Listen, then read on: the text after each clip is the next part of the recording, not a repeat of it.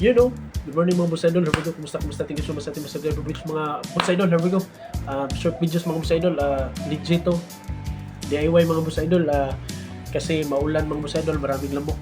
Kaya yun, tuturuan ko kayo para mabawasan yung problema sa lamok at mawala na sila mga boss idol. Kaya ito lang yung gamit natin mga boss idol yan. Oregano sa Tagalog, kulabo sa Bisaya mga boss idol. Itong gamitin natin tapos katol mga boss idol, yung Lion or anumang available na brand sa inyo mga boss idol, basta yung mosquito katol. At saka syempre di mawala yung alcohol mga boss idol yan. Ito lang yung tatlo mga boss idol, ihalo mo lang, kuha ka lang ng empty bottle ng Nature Spring or anumang bottle na available sa inyo mga boss idol, tapos lagyan mo ng alcohol, tapos putol-putulin mo yung mosquito mga boss idol. Yan, pinutol ko na, nilagay ko na yun, nag-iba ang kulay, tapos lagyan natin ng kulabong mga boss idol. Dito lang mga boss idol. Let's go!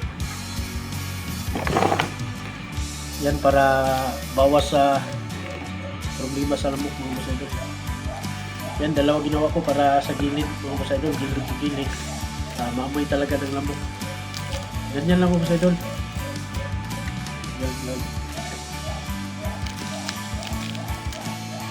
Legit to mga boss idol, talagang mawawala yung lamok, hindi na lalapit sa'yo kaysa sisindihan mo yung katol mo boss idol, maano pa yung katawan mo, malanghap mo pa.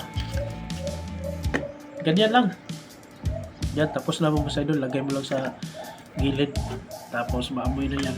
Kahit langaw nito mga boss idol, kahit anong insekto mga boss idol, ayaw nitong amoy na to. Oregano, katol at saka alcohol mga boss idol. Yan lang.